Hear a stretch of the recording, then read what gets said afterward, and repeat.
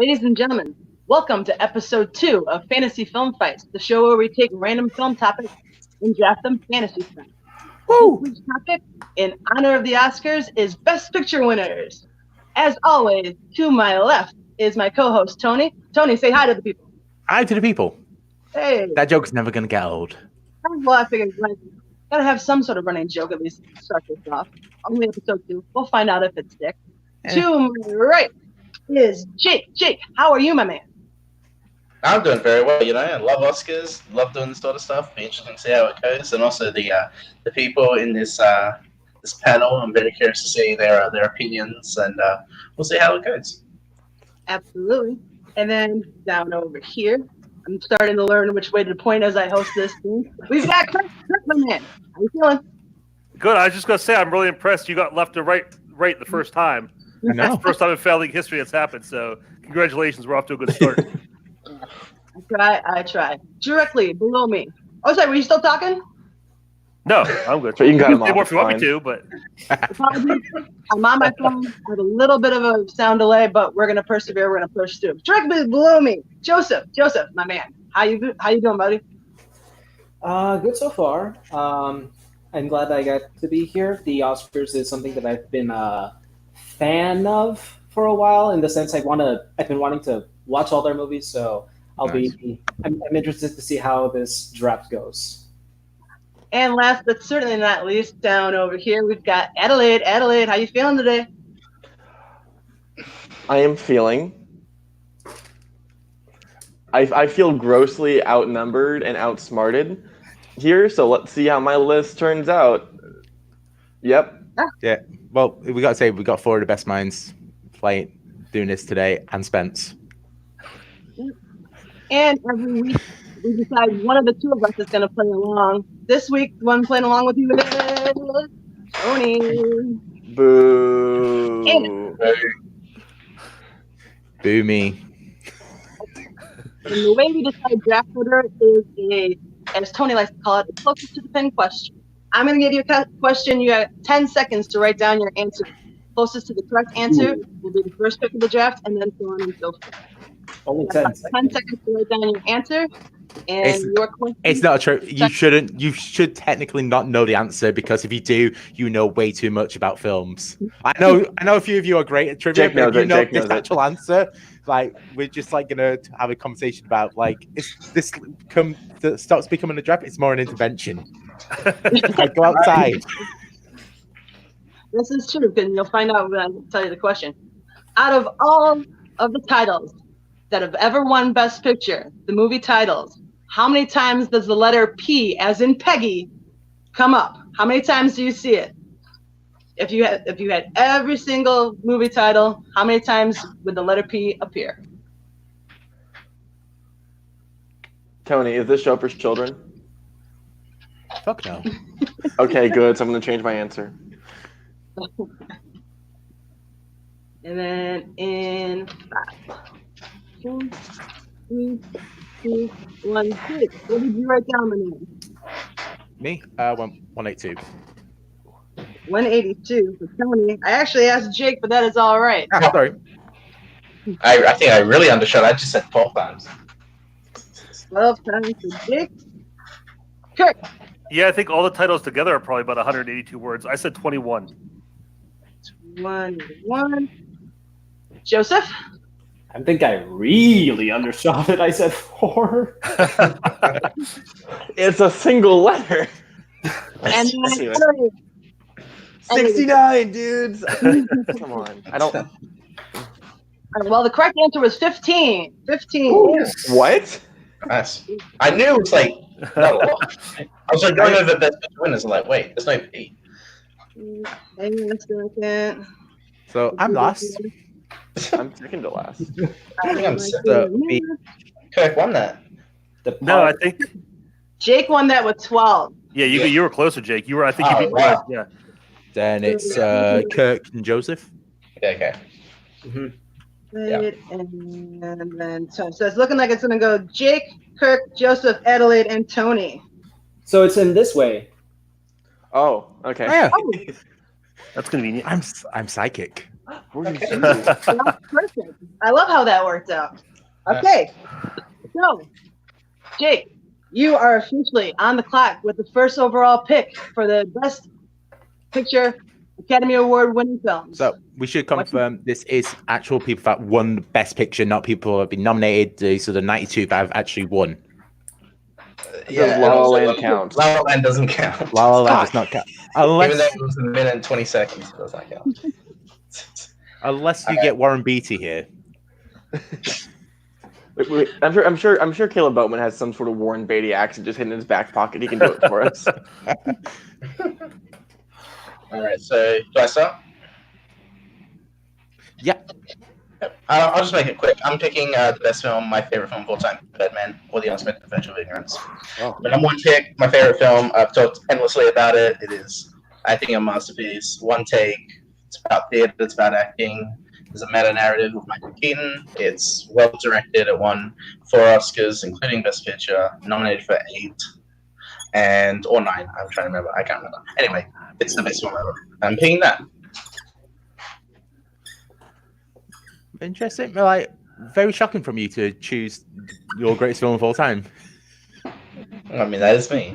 I've got a brand. I gotta live by it. Yeah. So, Alright. what do people think? Like, Birdman as first overall pick. Boo. I mean, it's not a bad pick. I think it would have fell to him. You know, he could have picked some other movies and still picked that up somewhere a little later. I don't think so. But I mean, it's his favorite, so I mean, sometimes you got to go with your heart.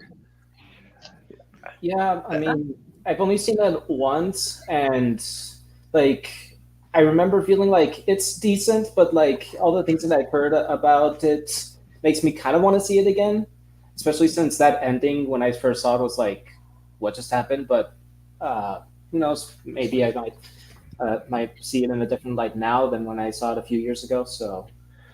It's a great movie. But there are 3 particular films, all of which are considered the greatest of all time, that you just sort of skipped over for Birdman, which I think is interesting because, at least to me, like, I'm going to play to the audience. So the idea of just like, oh yeah, Birdman, personal favorite. Like, I feel like that could have been like a better round 2 or 3 pick. Well, that's the whole point of the show. Each their own. Every list is going to be different. Everyone's going to have their own taste. Some people are going to think one list is phenomenal. The other person's going to think it's shit. With that being said, Kirk, you were on the clock for the second pick. Okay, I'm actually going to do the same thing that Jake did. I'm going to pick my personal favorite movie that ever won Best Picture. Fortunately, is also objectively the best movie that ever won Best Picture, and that is The Godfather. Easy pick. Didn't think it was going to fall to me, but I'll take it. All right. Tell me, where we at with those graphics, though? Oh yeah. I've got like 3 graphics to do here. You're not just here to look pretty, Tony. You got to do some stuff. I have the Vanna White here. Well, So I thought it's 4. Just kind of like, ooh, look, it's an E. never seen The Godfather. Any of the Godfathers. They're overrated. Don't worry. Oh, okay. I'm afraid I'm gonna be watching those things. Everyone's been talking up in their shit.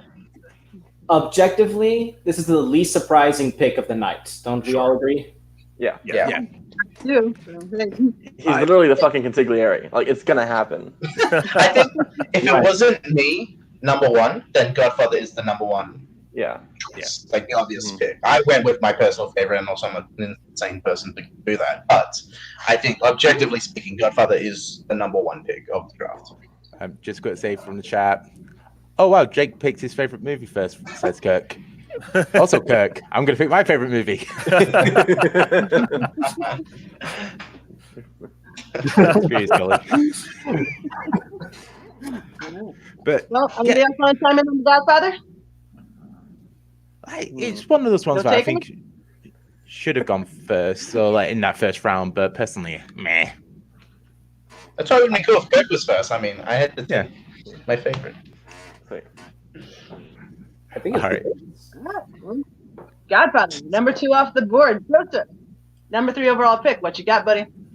Okay, so my favorite movie of all time isn't quite a Best Picture winner, but in the same vein as Jake and Kirk, I want to go with what my favorite of the Best Picture winners is. And interestingly enough, it's not exactly, if you think about and you look at the history of the Oscars, it's not a movie that is exactly the most Oscar baity. And that's one thing that I love about this movie. It's that it's like an anti-Oscar bait, and yet it still was so successful that it won the Big Five Oscars in 1992. So that is The Silence of the Lambs. I hate you. Oh, is Tony mad? I think Tony's mad. What?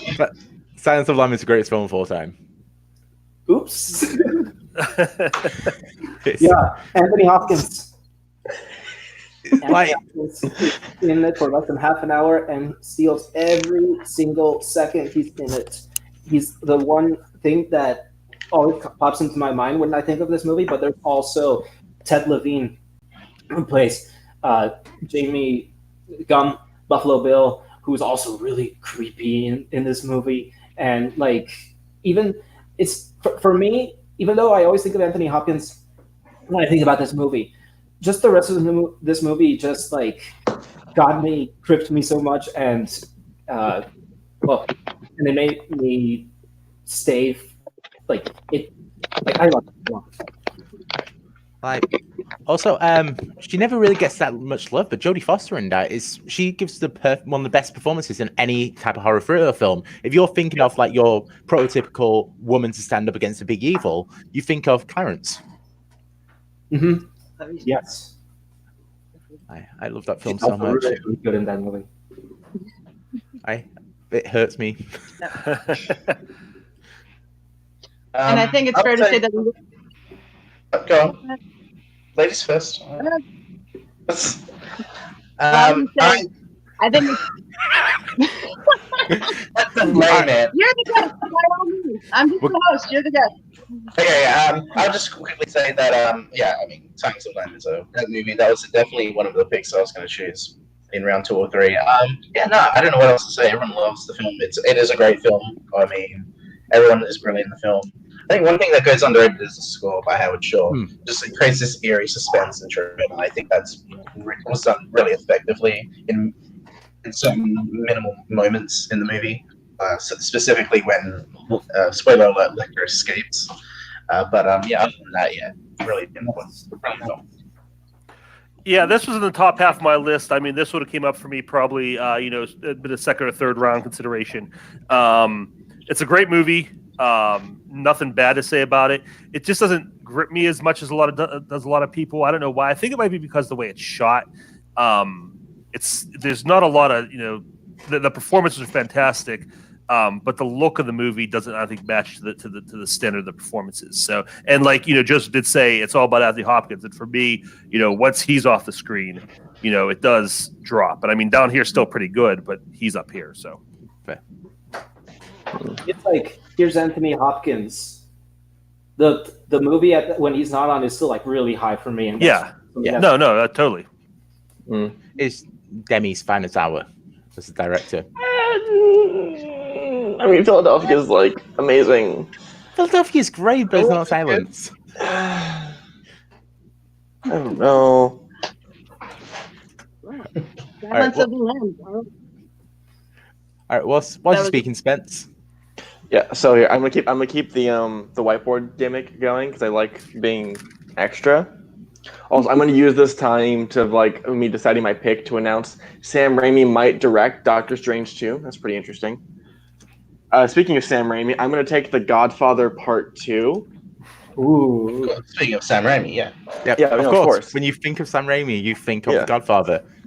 Yes. This is one of the few perfect movies.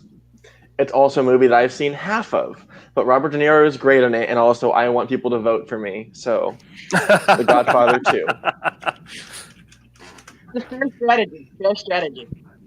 Oh no, I just like people liking me. So I'm gonna try and pick to what they want me to pick until I pick. I don't know. I'll pick the artist as like my fifth pick. Everyone's gonna vote against me for that, but that's okay. Everyone can get some money off Garth. $1 says about Kurt's going to pick Godfather Part 2 as his second pick. All right, Garth, pay up. Pay up. Yeah, I'll be honest, I've not seen Godfather Part 2 because I didn't really like Godfather Part 1. But I'll say admittedly, I've seen the first Godfather like twice. Not a fan. I think maybe 3 times at this point. I don't care. Godfather 2. I didn't get a chance to finish it because it is like 3.5 hours long. But Robert De Niro as Vito in the parts that I see were incredible, and like the what do you call it? Like the two narratives going back and forth make it paced really well. I feel like I'm a lot more engaged in this story than just Michael's in the first one. It's definitely worth a try, even if you're not a fan of the original. I think the sequel picks up at the parts where the original falters. Yeah, I mean, obviously, these were my 1 and 2 picks overall, and I mean, this is not a bad. I mean, this could very easily could have been the number 1 overall pick. It's a fantastic movie. Personally, I like 1 better, but I see the argument for 2. They're both, I think they're both perfect movies. Personally, I enjoy the arc of Michael in the first movie a little more, where he's just all bad guy pretty much in the second. But I mean, the Robert De Niro stuff's great too. So I mean, there's not one negative thing I can say about this pick, and the fact that it fell to him at 4 is pretty crazy. Yeah, That's right. So I saw these 2 movies last year for the first time. Fun fact, and yes, I agree with Kirk that although part 2 is good, I do prefer part 1 actually a lot more than part 2, just because of how stark that arc Michael's story has from beginning to the end of part 1. That just really got me unsettled in it. And part 2, it's still good, like I said, but like I prefer that starker contrast in part 1 than part 2. But that's just me. I get why it's picked. Yes. Yeah. That's right. Yeah. If I were to keep honest and pick my actual favorite one, I would be getting 0 votes for me. 0 votes. I'm gonna try and pick it up in round 4. Hopefully, it's still there. If not, I'm gonna carry that burden. So I'm happy either way.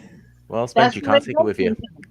That's the way it goes sometimes. I mean, that's the way it goes. You think it's going to be there for you in the 5th, and all of a sudden someone picks it in the 2nd, And the one thing I will say about this movie too is I like the story in Godfather 1 better. There's a lot, I think, better performances in Godfather 2. Lee Strasberg's great in this. I think Duvall does a lot more. Talia Shire does a lot more. So I really like the performance. So yeah, I mean, I could talk about both these movies all night, so I'll shut up. Lee Strasberg, famous acting teacher, was nominated for an Academy Award for Godfather Part 2, which is just Wait, seriously? Yeah, I didn't know that. Strasberg. acting teacher, yeah, one of the greats. I love Godfather Part 2. I think I like the first one more. It's my biggest problem with the film is that I think it's just a little too long. It's like 3.5 hours long. It's just it really takes your patience, which for people who love that story, it doesn't feel like that at all. It's like The Irishman, really. But that's like my one complaint, because I think the film is like. I was gonna say exactly like The Irishman. If you take it in chunks, I think it's a lot more digestible. Again, I saw the first, I think, like hour and a half of it in the one chunk, and it was amazing to me. Eventually, get to the second chunk. I don't know when, but like I don't think you need to take the film at full at first. If you take it and it's like little like bite-sized pieces, these little like mini films, I think it works perfectly well. Has anybody ever seen the saga where they edit it where it's the 2 movies chronologically? Dave keeps talking about that. He said that's the way he first saw it, and that's how it's like. If you ever ask him what his favorite movie is, it's Godfather, but it's done this way. Mm-hmm. He strives by it, but that's like the greatest bit of cinema you can ever see. Good to know. All right. Let's part 2. Number 4 off the board. Tony finishes out with the last pick of the first round. I'm shocked that I'm going to be the one going for the oldest film so far. It's completely. This one. So when I look for pretty much I go for like the more lighthearted stuff, the more comedy stuff, and there's one that just stands above and beyond as the greatest comedy. A as the best picture, and B as one of the greatest of all time. Going from 1960, the finest work of Billy Wilder. Oh, The Apartment. yes, nice. I haven't seen it. Get the fuck out. Okay, wait here. I'm gonna watch it next week for this romance tournament in the Cool Guys group. Good. That is my. I That's believe my it's on Amazon Prime currently. I actually own the Blu-ray. It's in my closet currently. Yeah, Jack Lemmon is finest hour. Like even comparing it the year prior to Some Like It's Hot, just like a fantastic performance. CC Bastard. Sheldrake is such a dick, and it's delicious how good he is. And I think if you can't just like, there's that weird thing where you feel sorry for CC Baxter, but you also just like, no, mate, you're a dick. You kind of deserve this, but I like you.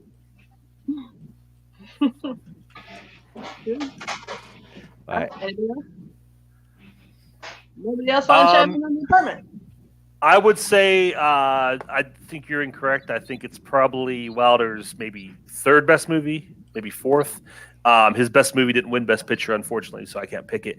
But this, so I mean, I enjoy it, but to me, as far as like romantic comedies go and comedies in general at this level, it's fantastic. But there's a lot of his work I enjoy more. That's fair. So, All right, so that means we've come to the end of round one. Tony, can you give us a recap, my boy? Yep, let's pull it up. All right, so Jake went first overall pick, and he went with Birdman, or the blah blah blah blah blah blah blah Virtue. Unexpected Venturins. Yeah. All right. God, it's almost like you guys win trivia matches. Winning the posture, like. Second one, Kirk went with the original Godfather. Joseph with Silence of the Lambs. Spence with Godfather Part 2. And myself with The Apartment. All right. And in traditional Serpentine fashion, since Tony was last in the first round, he is now first in the second round. You get back-to-back picks. What are you going with? First pick, round two. Yep. I'm just quickly writing it, even though no one can ever read my handwriting. So, Hannibal Lecter probably is one of the greatest villains of all time. But I'd say there's one better that came out recently. Flip the fucking coin and decide your fate. No Country for Old Men. Ooh. Alan Sugar is a fantastic performance. It's one of the most just like tense drama movies you'll ever watch. And it's just like, yes. Plus, Tommy Lee Jones is great in it, so that's always a bonus. I'm very upset right now. Yeah. Tony, is your arm getting sore from all this reaching you're doing? Yeah, a little bit. I'm going to ask that with different things. I got a fun little hot take for you. I don't think the Coens work as dramatic directors. I think other than Inside Llewyn Davis, all of their dramatic efforts to me have failed. Their comedies are phenomenal, but this is one of the films which I'll point to and say it's maudlin. Its pacing is horrendous. The actors are phenomenal. I'll give you that. But the film is not engaging.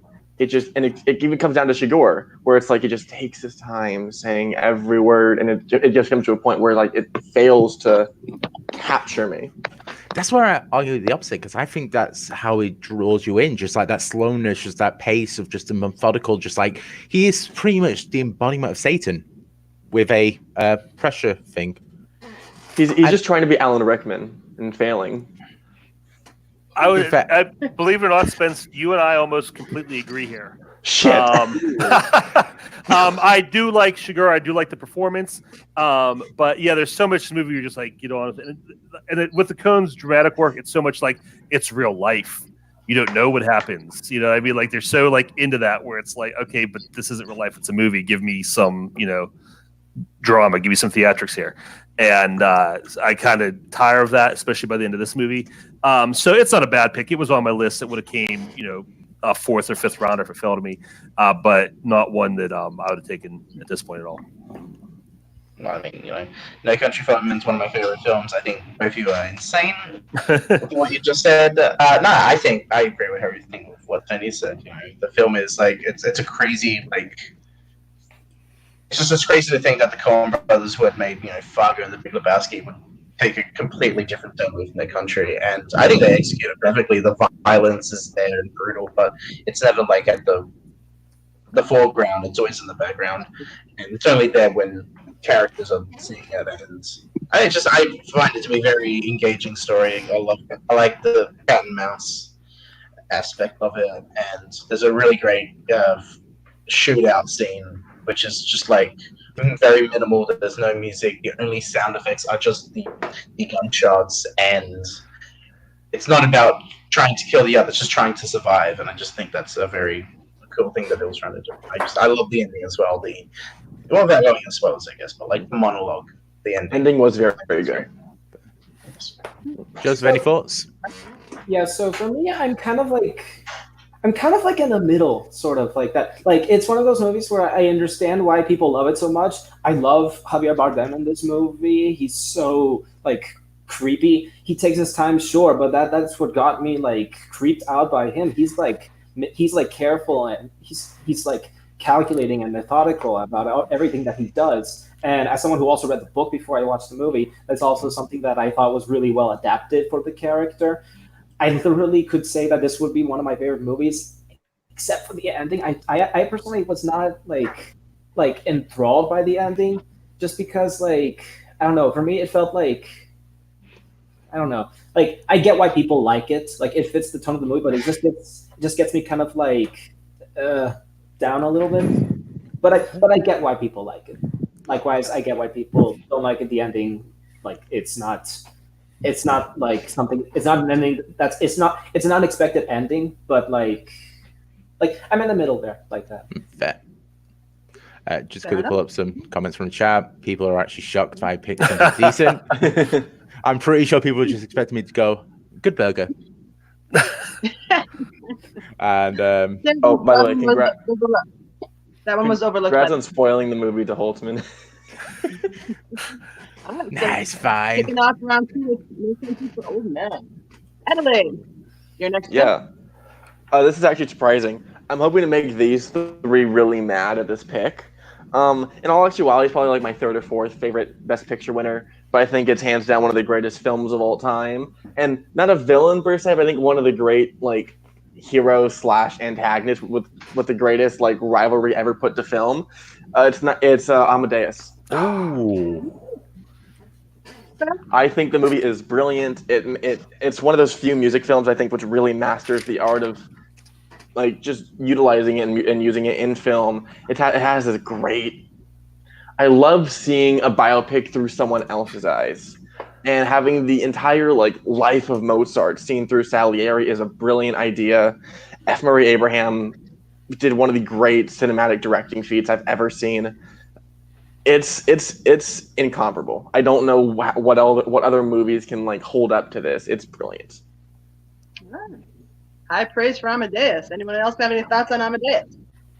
Yeah, I'll go pretty quickly. I don't disagree with anything that you said, but I don't know what it is about the ending that just makes me like feel somewhat unsatisfied. I don't know. Like I've seen the movie twice. I agree the direction is amazing. The acting is also fantastic. For a movie that's over 2.5 hours long, it goes in a snap. But I don't know. The ending just like makes me feel unsatisfied. I don't know what it is, but like it's like meh. I don't know. Yeah, go ahead. I was gonna say it's one of the like most downer endings of all time. I mean, that shot of that body dropping is like one of the most depressing things you're ever gonna see in a movie. But maybe that's the point. No, I'm not saying. But no, no. This is. I'll go next. This is a great pick. This would have been my next pick. Good news for Spence. He's probably winning this draft right now. Bad news for Spence. He's picking all the same movies I would have. So what's that say about him? This is.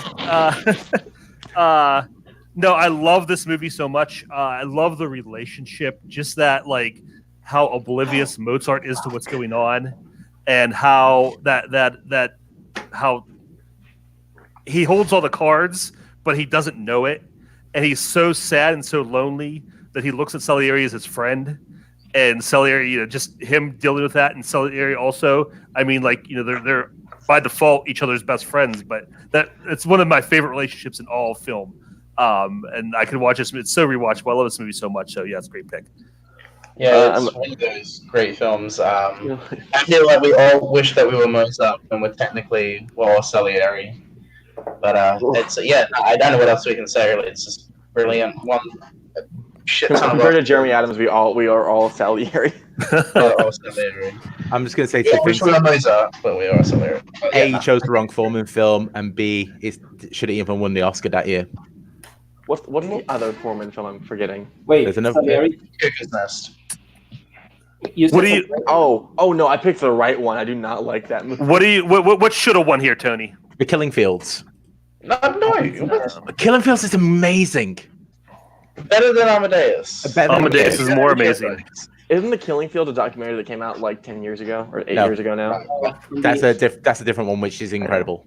It's The Killing, I think. No, never mind. No. The Killing is a Stanley Kubrick film from like right, the 50s. I forget what it's called, but yeah, it's from the. This is from the '80s with Sam Waterston. Yeah. Let's. So, Joseph, you said you found that ending dissatisfying. Let's see if the one you picked next was satisfying. What you got? Okay, so it's funny you mentioned that because this movie has a notoriously dissatisfying ending for some people. Like, I don't know what it is, but like this movie just gets me like so super emotional. I hope you guys that you at least see that this movie with people more so amazing for me. It's a movie that I see every time I see it. It just blows me away with how much I love it just for the acting, the production design. This movie with Viggo Mortensen is personally one of my top 5 movies to win Best Picture, and it is Lord of the Rings: The Return of the King. I have it right here.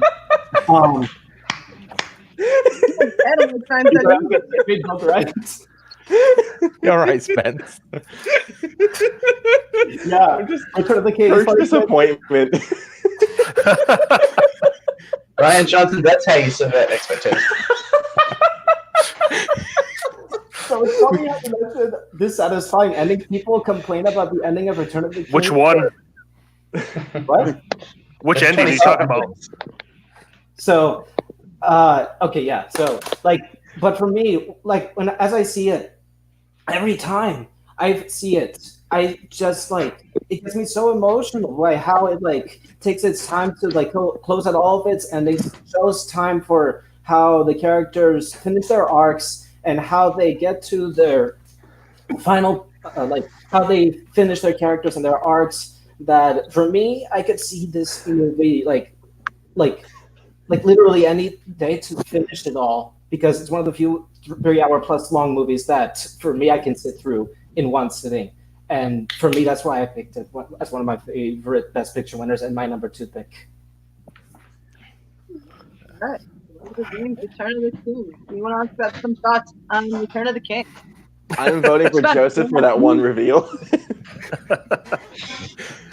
Although I will say, Lord of the Rings, all of them, they all suck. Except for Two Towers, which is great. Should not have won Best Picture. I don't even know what else was nominated in 2003 besides Mystic River. Let's just say that should have won. Mystic River, Lost in Translation, Cold Mountain, and I forget the other one. So Lost in Translation should have won. Seabiscuit and Master and Commander. Seabiscuit. Seabiscuit was the one nominated for Best Picture. Master and Commander was nominated for directing. Okay. Okay. My bad. That was a shit year.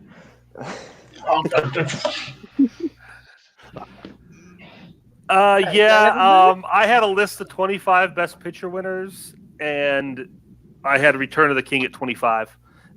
So I mean, it's not. If you look at the whole grand scheme of things, it's pretty high up there for me. But I don't know. Yeah, I think this was a weak year.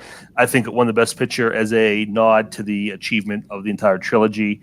It's not a bad movie. I mean, these are good movies, but there's a lot you could poke holes on with this.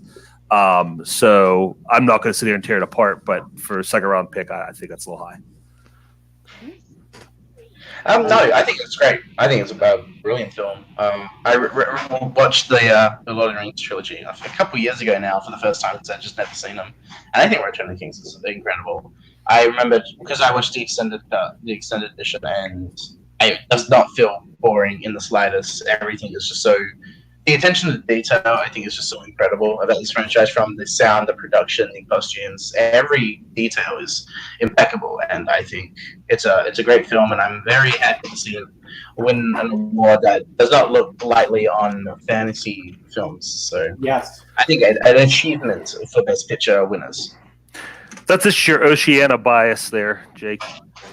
Yeah, just because you're so close to it. It is interesting that the 2 Oscar winners that have won as being a sequel have already been chosen. Yeah, Part 2 and I just wanted to show that I knew an Oscar fact, I'll be honest. Right, Tony. When 1917 wins and we can draft that, it'll be the sequel to Birdman, and we're all covered. But thank you, Jake. Prequel to Birdman. I'll be honest, I hate Lord of the Rings. Go on, Kirk. Okay. The bad news is you guys are reaching a lot. The good news is you're just leaving me an embarrassment of riches here with movies to pick with. I still have, coming into this far in the second round, I still have 2 of my top 5 movies on the board. And I got to pick one, so I think it's a no-brainer.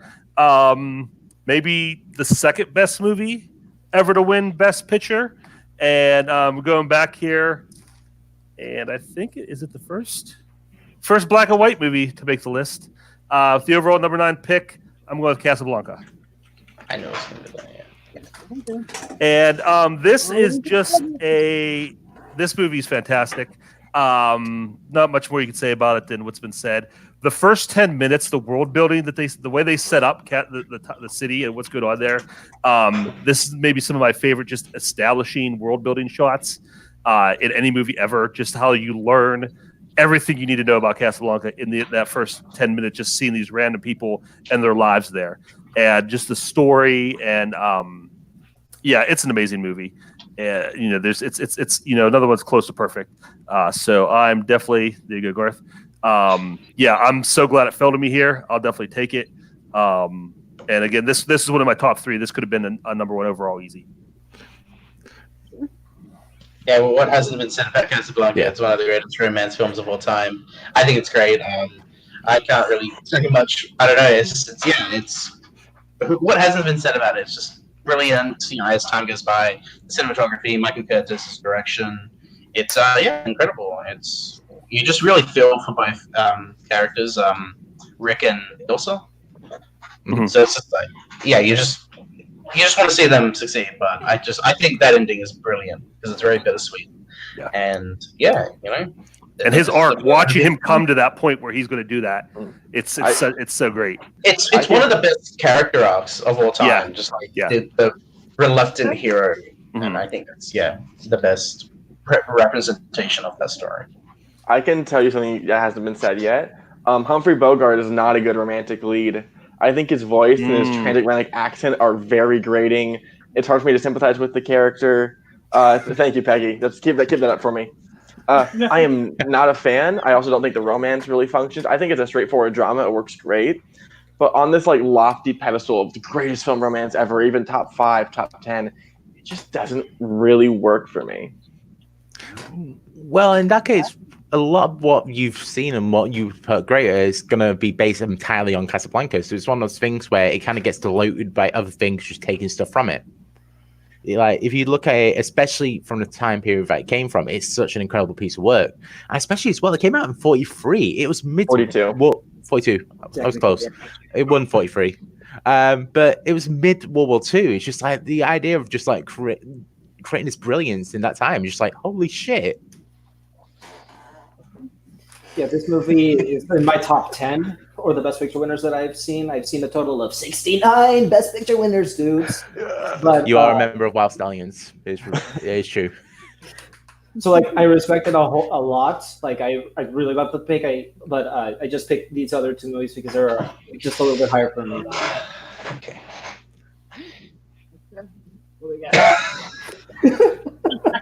Wow. At least I've seen movies, Scully.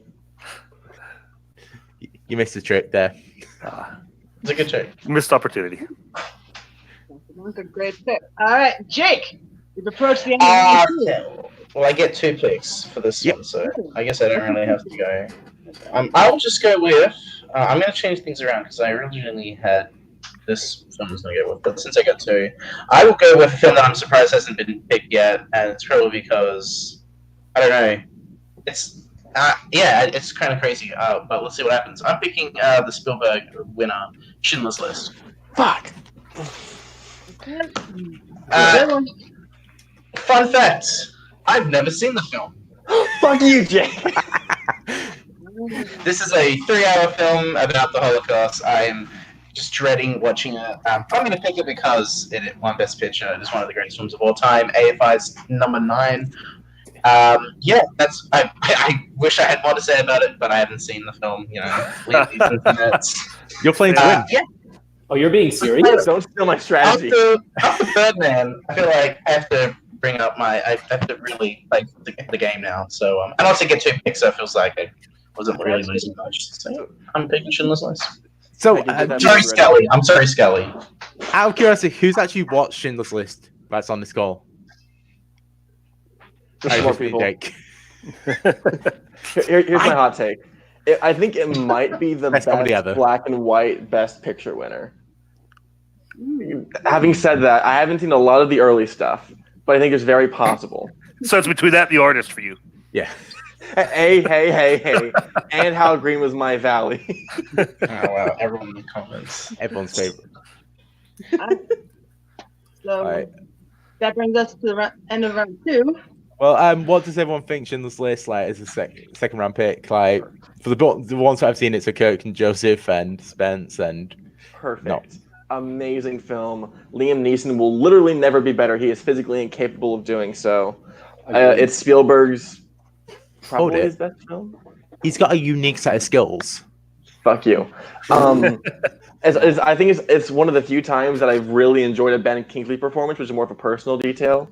Also, what the fuck? Ray Fiennes, brilliant actor. I think this is his best performance, hands down. Like, rarely do films genuinely scare me. His portrayal of the Nazi commander is fucking terrifying. Absolutely brilliant. It took me a long time to see this movie. I think I saw it for the first time like 5 years ago. So I mean, we're talking like 20 years after it came out, just to build up because I knew everything that was coming, and I knew it was going to be hard to watch. I was fine through all of it until that last scene, and he gets that pin, and I mean, I'm getting choked up and I could have got one more. I'm getting choked up just thinking about it now. That's talking about these performance. Him and Ben Kingsley both in that scene are so. I mean, it's so beautiful. Just such a great culmination of that whole story. And it's one of those ones I've watched it once. I don't know if I'll ever be able to sit through it again, but it's one you definitely have to experience. So yeah, I love it. Wait, but Kirk, I think you're forgetting the actual final scene, which I guess like. Oh, I see the epilogue. Yeah, the epilogue. That's the one that fucking kills me because it's like I guess modern audiences, Jake. It's like the scene in Marriage Story where it's like, the big fight scene. I knew that big, if I could have saved one more. Mm-hmm. I knew that going in, I was prepared for it. The actual final shot, I watched it at 3 a.m. and nearly woke up my parents with how loudly I was sobbing. Yeah, it is done so well with just the quietness of the scene and the way it just builds the music and builds not even the tension, but just at least to me, finally there's a way to comprehend how many people were helped and how much good Oscar Schindler did. I'm getting choked up now. That is brilliant directing.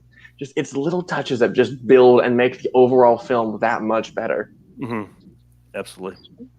Yeah. So this movie. Sorry, go ahead. Go ahead. Oh, no, okay. you go ahead. I was wondering where Tony went. Yeah. So yes, I really like this movie for the performances and how that last scene literally is the most emotional scene for me also. I also actually learned how to do a little bit of that music on the violin myself, and I also like the music a lot in this movie too. Sadly, this was the last Oscar John Williams won, and maybe at this point might ever win. And it's a very deserving Oscar for him, if you ask me. All right. Well, normally right now I'd ask Tony to recap round 2, but Tony's MIA. I don't know where Tony went off to. He was avoiding the spoilers on Schindler's List. I was going to tell him. Just drop from. I think you'll try and find that. I was going to tell him when he does actually see it, just make sure you don't make out during it. What? It's a thing called. I understood that reference. And that's a Marvel reference. Jake, would you like to kick off round 3 for us while we wait Tony to come back? Okay. Should we wait for Tony or should we just go? What were you going to say, Joseph? I just wanted to say, Jake, if you had it at this high number 2, watch it as soon as you can because you can. I'm definitely going to try and watch it this year. I feel like I have to at this point. It's a film that I just have been dreading to watch just for the context of the film. So I mean, I'll definitely give it a shot this year. But yeah, it's a film that you a day to watch. Do we just Joe, keep going? I can do the recap real quick if you want, Peggy. I could do it for round. I would appreciate that very much. It's done. Yeah, Tony for round 2. Tony picked No Country for Old Men. Spence picked Amadeus. Joseph took Return of the King. I took Casablanca, and Jake took Schindler's List. All right. Thank you for the assist there, Kirk. Much Absolutely. appreciated. All right. Jake. All right, kick us off. just keep going. Yeah. I'm gonna hope that it gets safe in the next round. I'm going with a film that I have appreciated winning Best Picture for the past couple of years. At first, when it did win, I was kind of upset, but I think it was the best decision that the Academy made, and it shows that these times they're changing. So I'm going with Moonlight. Moonlight. All What's up, right. Bob Dylan? Moonlight, yes. Well, I mean, times still change. Yeah, I mean, Moonlight is a very deep film. It's the smallest film to win Best Picture. You had a bunch of like 2.6 million or something crazy like that. It's the first A24 film to win Best Picture. It's just absolutely incredible tale of this man and what happens to his life through 3 chapters, and the fact that the last scene of the film is just a gigantic 30-minute scene is so great. You just really feel for the character, and it's just shows the Academy is making changes, and then they go rebook the Oscar a few years after that, which is stupid. But I think Moonlight is great. It was the whole situation with La La Land has definitely impacted the film. But with La La Land winning, it definitely impacted Moonlight winning Best Picture. I'm betting that there are some people out there who still think La La Land won Best Picture just because of the whole outrage and the situation that happened with Moonlight. But I think this was a great choice, a great decision. I think this is a great film, well shot, and I think it just shows that there are big things happening, and these type of films can win Best Picture, even if it's going up against a gigantic Love to Hollywood in the 50s. So it's good to see this film win. No so joke. Moonlight. Yeah. Yeah. No joke. Right before you started giving your thing, I was like, you know what? No, my next picture being Moonlight. I want something modern, and you just fucking took it. I think, what can you add? This is a brilliant motion picture. It's one of the. I would argue it's one of the greatest films of all time. Barry Jenkins is an incredible filmmaker who is hitting on all marks with everything he makes nowadays. Nothing against it. This is brilliant. Perfect. Yeah, this is probably my favorite recent Best Picture winner. I think it might be the best Picture winner of that decade. It is a great story, like Jake was saying. And I think this is a lot of great performances in the movie. I know Mahershala Ali got all the attention, but I think all 3 actors who play the main character did such a great job. Especially I'm looking for the gentleman's name. It's escaping me, but the guy that played the adult version of Sharon was just did such a great job. He's so Trevante Rhodes. Yeah. He's so good in this movie. I think I talked about this on your list a couple of weeks ago. I think this is one of the most underappreciated performances of the decade. He is so good in that, and he just sums up everything that happened to those first 2 characters so well and so beautifully, and makes such a unique character. And who could have been a character very easily could have been a stereotype from several different levels. Makes something very real, very original, very human. And I think this is this would have came probably swinging back to me next time. This was coming up on my list, but no, I can't fault him for taking it here. In a world where a lot more LGBTQ movies are coming out, you've got Call Me by Your Name, Love, Simon, all these, Moonlight has really been that pinnacle of just no, this is it used to be Brokeback Mountain, now it's Moonlight, and it's this is the pinnacle you have to reach to create something that beautiful and that amazing. It's one of the most perfect films from the last decade, definitely. So I don't dislike this movie. There's just other movies that year that I like more that year. I do agree. I am glad though that we don't have La La Land as Best Picture winner, because that's one of the most underwhelming movies for me of the past decade. Yeah, definitely. It's fine, sure, but like La La Land losing in that manner to Moonlight was something else that I was not expecting. But like it's not a bad movie, but like for me, while everyone was discussing La La Land versus Moonlight, for me, I was thinking, which do I pick, Arrival or Hell or High Water? But that's just me. That's those were my favorite movies from of that field of nominees. But this isn't a bad movie, so like I can see, I understand why people like the movie. Yeah. I'll be honest, looking at it, 2016 probably was one of the strongest years for like nominees. It was a good year. Because even the ones we haven't mentioned, Hacksaw Ridge, Fences, Hidden Figures, Lion, Manchester by the Sea. All films that were not worthy of Best Picture. Thank you, Jake.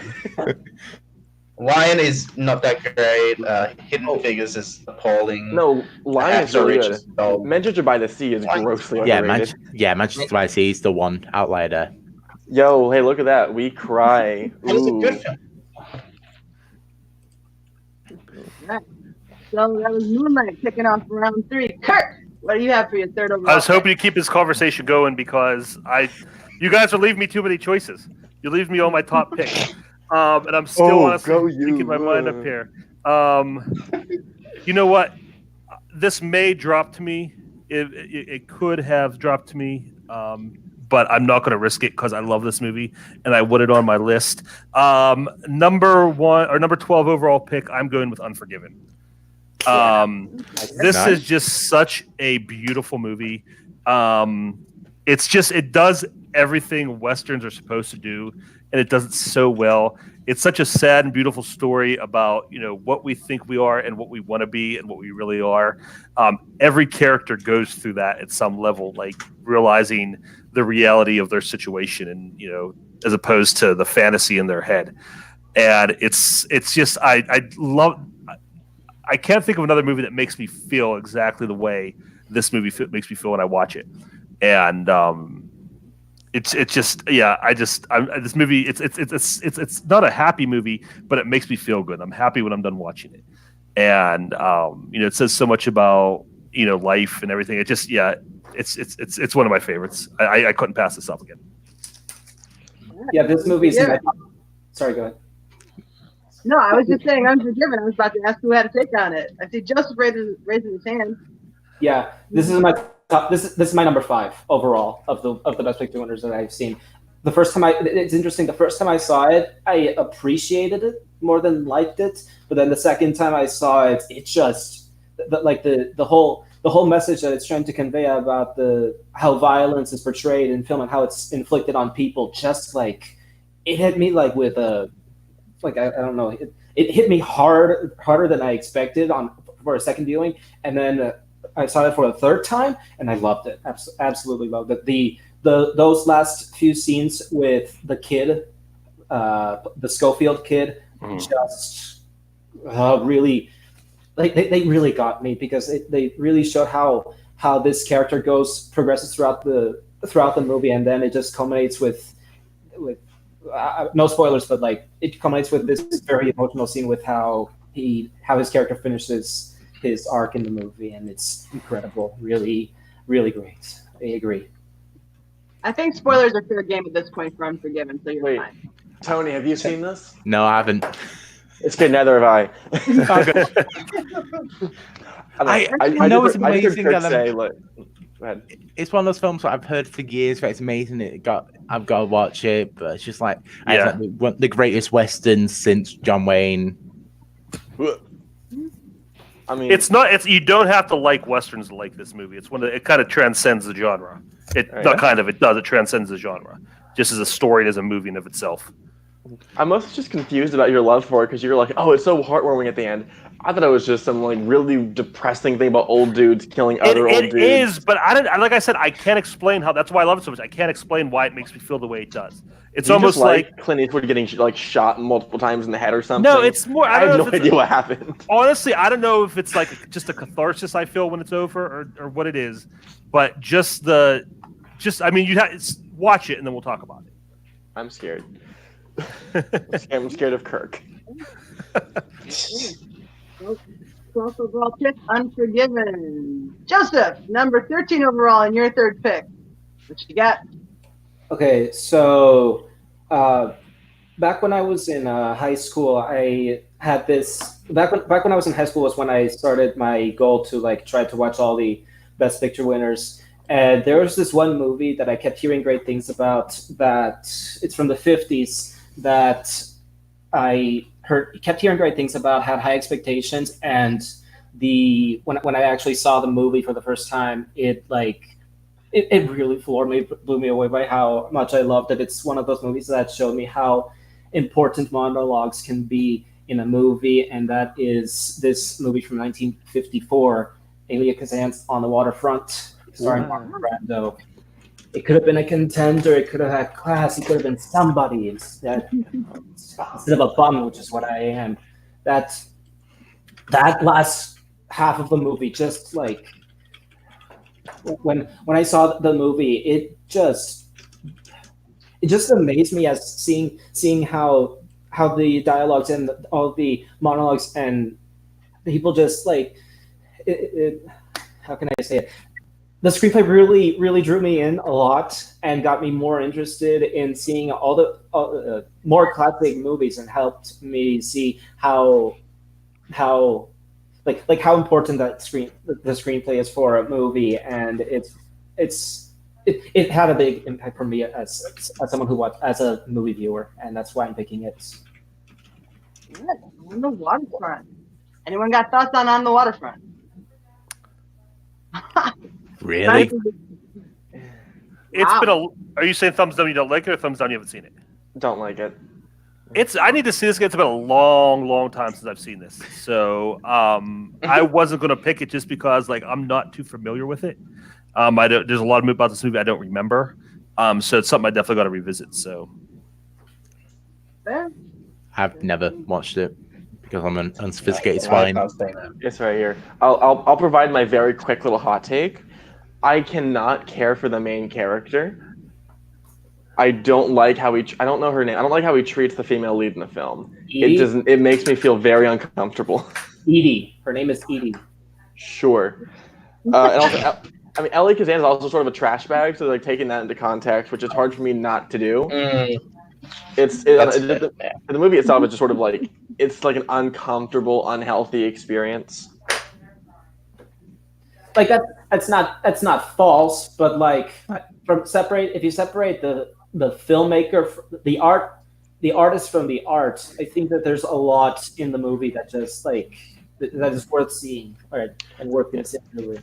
But like I'll agree with you. I think the monologues are great. I think it's a great thing to learn performance from. Just it comes down to I forget how far into the film it is, but he basically forces Edie. Is that her name? Edie, yeah. Yeah, he forces himself on her, and after that, I'm entirely taken out of the film, and that's the moment where you're like, oh no, look at this, they're in love. I physically I can't support the film after that and try to relate to the main character when that is the big crutch and emotional like push into the third act. Sorry, Tony. No, it's fun. That's fair enough. Well, Spence give that one a thumbs down, but hey, Spence, the next on the clock, what are you giving a thumbs up to?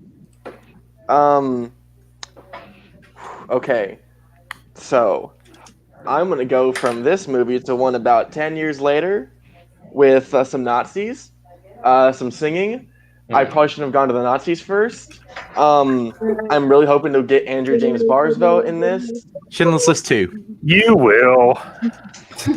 Good. Yeah. Sound of Music. I did I not saw see this that coming. Boo. I saw this for the first time, I think, like 2 months ago now. I think it's brilliant. Oh, yeah. Peggy, you forget. I'm 2 a months child. ago. Yeah. You saw this when you were 2? I misheard. No, I'm not Cameron Holtzman. Boom, shots fired. No, it's really fun and lighthearted. I grew up knowing a lot of the songs, but seeing them in context just made the films that much better. Christopher Plummer Fox, man. I mean, wow. No, it's just the film is a very fun experience, and as you'll see with the film, they'll probably be picking later. That's staring me in the face right now.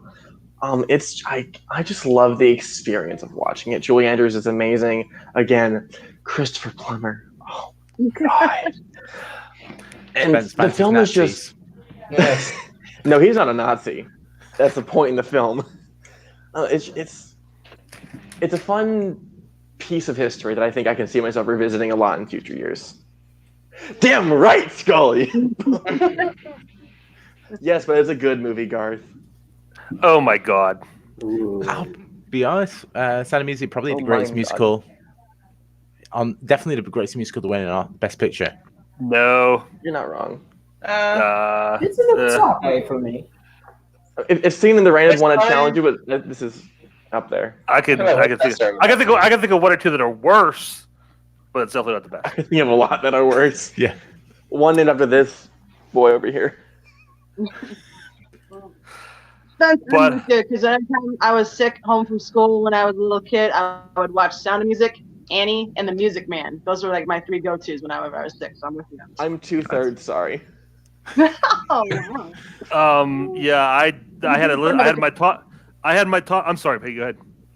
No, I just said a debate for another time between me and him. Okay. Go ahead. No, I had a top 25 list. Sound of Music wasn't on it, and then I had some like honorable mention. Just maybe if this pops up, Sound of Music wasn't on it. Spence, you can have this. I do not like this movie.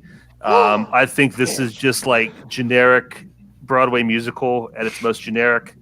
I don't get anything from this movie. I watched it when I was a kid, didn't like it. Watched it again as a whoa. That's right. Right. Let's just everyone take a moment.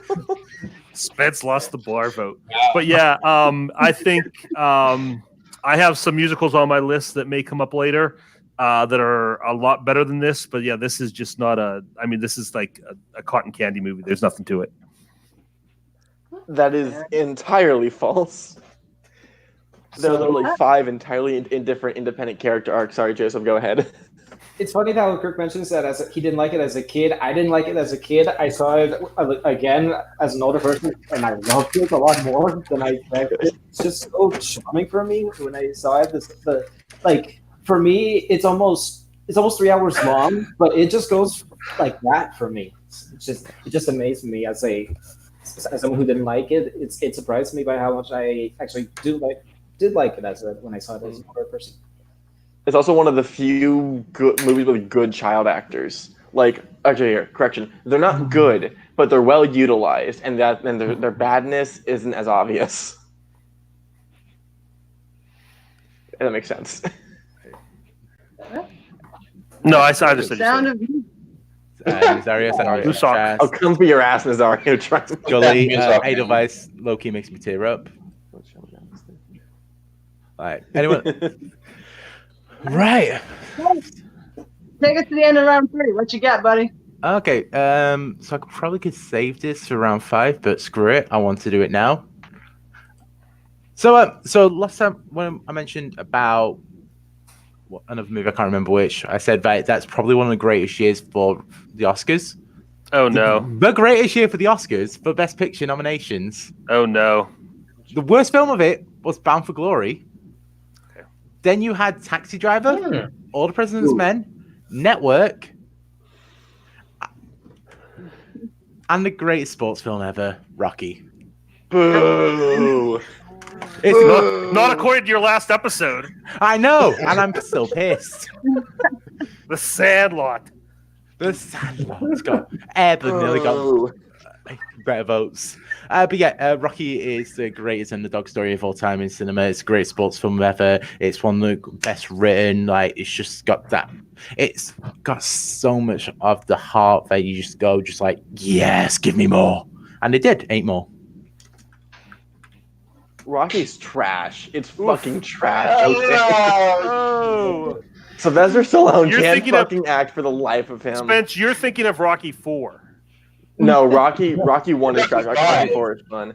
Thank you, Jason. Chat. Yeah. Every time when I think he's trying to help, he just makes it worse with Rocky 4. Don't you shit on Rocky 4. All right, Literally, yes, Rocky 4 is both Creed films are better than Rocky. we Rocky pause 2 the is episode? better than Really Rocky. dig Rocky into 4 is better Rocky than Rocky.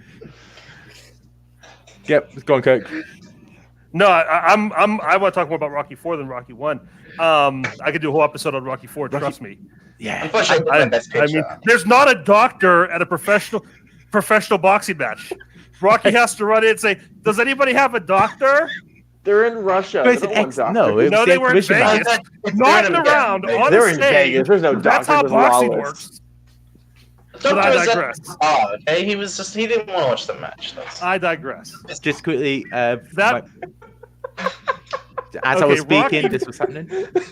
Rocky 1 is great. I Wait, don't think okay. it deserved the best picture that year. I think there are two movies that should have went over that.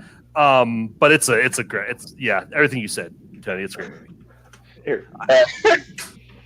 I'll be honest.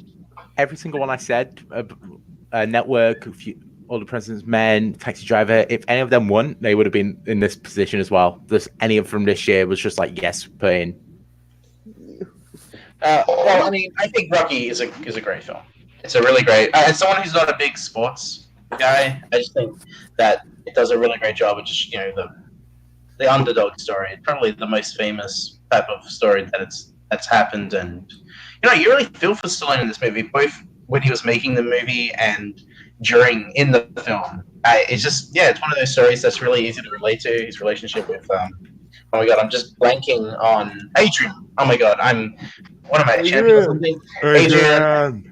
His story of how he wrote the script, no one told him he'd be an actor, and he made it, and he was nominated for Academy Awards, and it would win Best Picture. I just think that underdog story is it's like a life imitating art type of situation, because nobody expected Stallone to be like an actor or something, and he wrote the script, which I think is an impressive feat.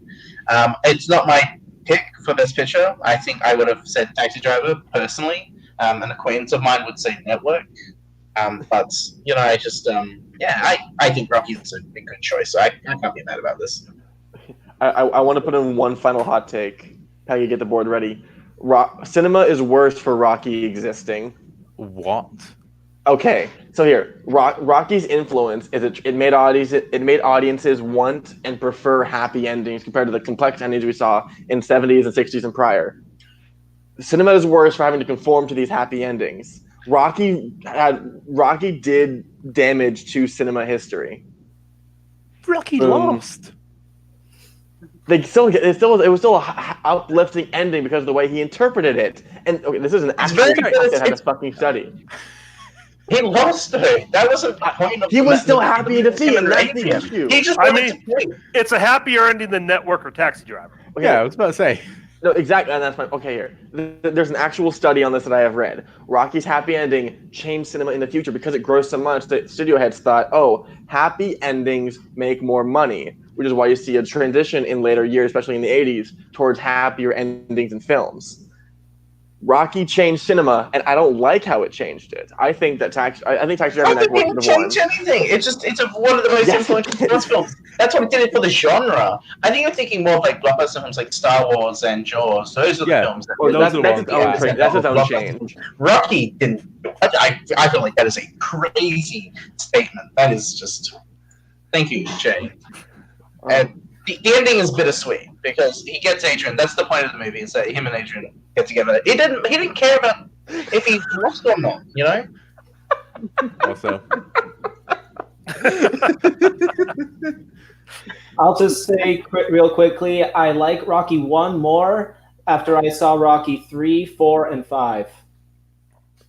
Yeah. Rocky. What's wrong with Rocky IV? I like getting kicked in the crotch more after I watch Rocky. I'm cool with that. Rocky IV slaps. I like well, moving on to the recap of round 3. Yep, well, let's do a quickly recap both round 2 and 3 because I was Malcolm. vanished. So for round 2, so I started first. Then I went with No Country for Old Men. Then Spence went with Amadeus. Joseph went with. Yeah, you misspelled it. It's Okay. not Amadeus. Amadeus. Amadeus. Amadeus. I spelled it the way they spell it in Vienna. Amadeus. Okay, That's the British spelling, guys. it's true. That's fair. You Joseph British went- people are crazy. Yeah. Joseph went Lord of the Rings, Return of the King. Kirk went with Casablanca. Jake went with Schindler's List. I don't know how much about Schindler's right, but not Amadeus. And then Jake, Actually got that right. Jake's first pick off the third round was Moonlight. Kirk went with Unforgiven. Joseph went with On the Waterfront. Spence went with The Sound of Music, Adelaide. And I went with Rocky. Boo. And then my next pick. So this is the one where people are going to shout at me. So I should say, so I come from an area which is, like, Britain is one of the most beautiful countries in the world because of the how many people are integrated into the empire. They brought so many people into the community and so many different cultures. And one, especially in the area that I grew up in, is India.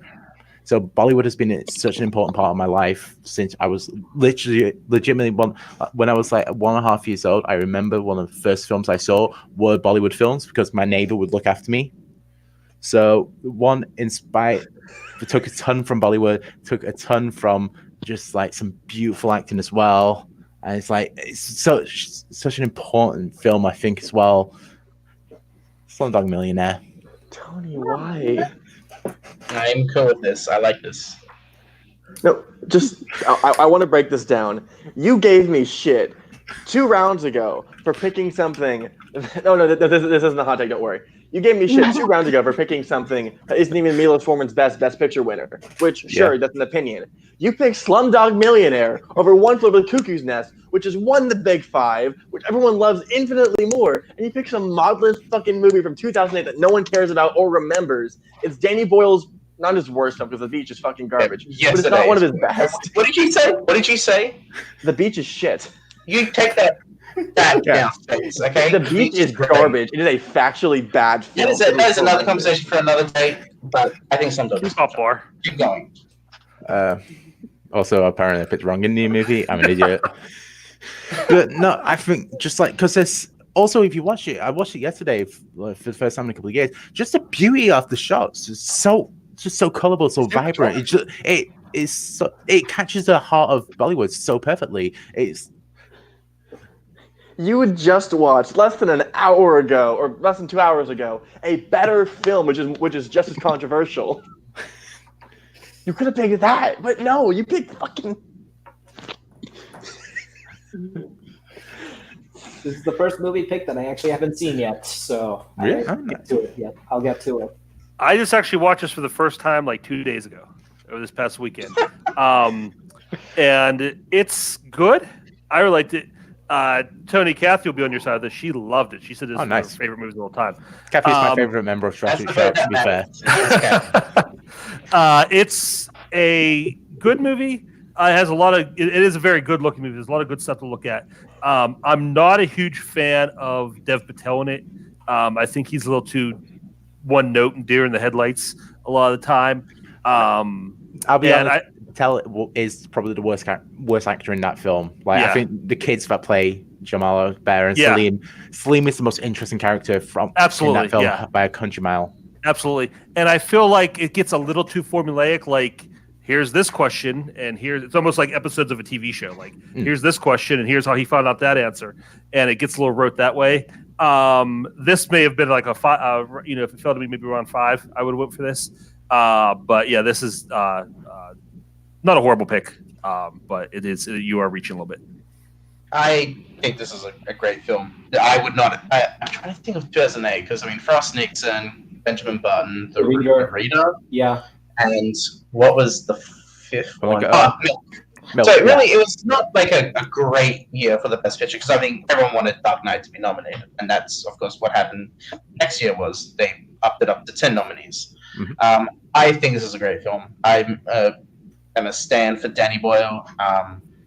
I think this is a great film. This isn't top 3, maybe even top 5 for me for Danny Boyle, but this is I still think a great film. First digitally shot film to win Best Cinematography by Anthony Dodd Mantle. It won, I think, like 7, 8 Academy Awards. It won a shit ton. It is, I think, a great film, very inspirational underdog story. Kind of like Rocky in the sense that, someone from the slums can get to this point. And I think that's fulfilling. And those are the type of films that win Best Picture. And, there are some films that are challenging that do that. And it's always good to have a mixture of both, a balance of both. And I think this is a good one. Also, any film that talks about Ricky Ponting is won by me. I actually know who that is. I know. As an Aussie, so. I was about to say, if you didn't know that one, I was just like, no, you're not Australian anymore. That's true. Okay, so Slumdog Millionaire kicks off the 4th round. Adelaide, your 4th overall pick and 17th overall. So here's my thing. I believe I have a better pick for my 5th round, but I don't think anyone here is going to pick it. So I'm going to do my personal favorite Best Picture nominee, or Best Picture winner, sorry. My 4th round pick. And I have it sitting right here. It is my 2nd favorite musical of all time. It is one which actually got me interested in the musicals, and also it's one of the only films starring any of these actors I actually like. It's oh shit! Oh my god! It's a penis. It's that penis. Chicago. Oh no! I was right. Fuck your 2 towers. Everything's breaking. Fuck your pianist. Fuck everything you care about and love. Also, music while I fix my thing. Yeah. Chicago. It's amazing. It has some of the greatest songs in musical cinema. It has some of the greatest set pieces in any musical. It's all brilliant. Chicago. That's it. Fuck you, Jay. I'll take on that one. We should let's just. All right. The episode. I like Shay's comment. Andrew Bars, Oh my god! Cameron Holtzman's. If you want to talk about like changing cinema, Chicago helped bring back the film musical with Moulin Rouge, which admittedly isn't as good. But Moulin Rouge is better. Moulin Rouge is half shit. Are you kidding? Moulin Rouge is a You much just better film than Chicago. you just said Chicago wasn't the worst best. Not it was good. You said it wasn't one of the worst movies to ever win Best Picture. Spence, you disqualified from the rest of the conversation. You get no opinion on Says the anything else. motherfucker who's gonna have Green Book as his next pick or his 5th round pick. I don't want to hear shit from you, Kirk. Chicago is brilliant. Chicago It's is literally one of the best- garbage. It's one of the Chicago best musicals is that ever garbage. hit Broadway for a fucking reason. It's one of the longest running Broadway musicals for a It may fucking be reason. great So in is Broadway. Cats. I don't know. We're not talking about Broadway. Cats We're is talking fun. about- If you're high as shit, it's a lot of fun. We're talking about the movie, and the movie is garbage. It is unwatchable. It is terrible. It's one of the worst movies ever to win the award. It's embarrassing that we're even talking about it. Oh my god! I did not Sorry, think. Kirk. I didn't know that you were deaf and blind, because that's the only reason you have all these shit tastes. Oh my god! Fight. Just going to say, Gangs of New York, The Hours, Lord of the Rings, 2 Towers. Gangs of New York would have been my pick.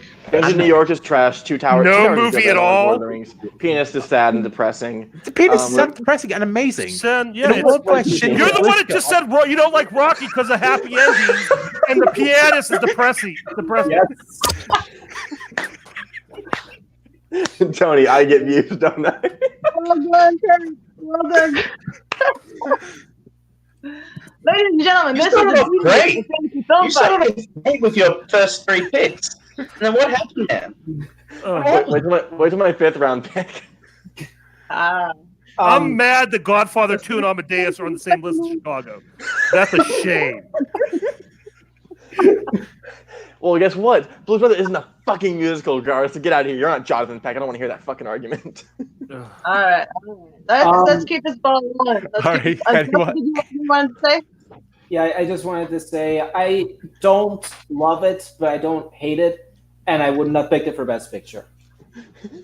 Yeah, I would say that I don't think it's bad. I don't think it's great, but I don't think it's like the worst thing ever. It's just like it's fine. Not the Best Picture worthy.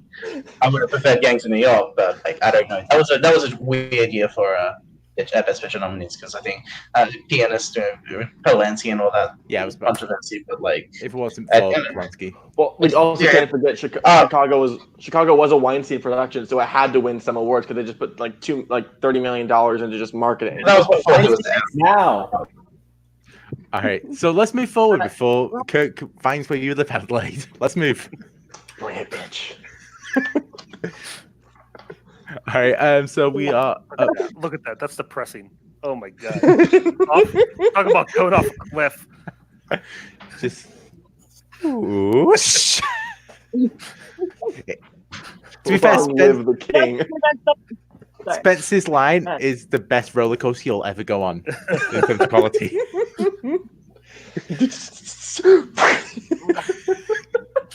Just giving you guys a fair warning. My phone is at 3% battery life. I have a charger plugged in, but it seems to be draining faster than it's charging. So if you lose me, I'm sorry. I'll be back as fast as possible. But Joseph, okay, so this movie was This movie is directed by one of my favorite directors, and it's a movie that when I saw, I loved it from scene one to the end, and it's gonna go really well with Silence of the Lambs because it also won atop the Big Five at the Academy Awards from director Frank Capra. It happened one night. Fuck!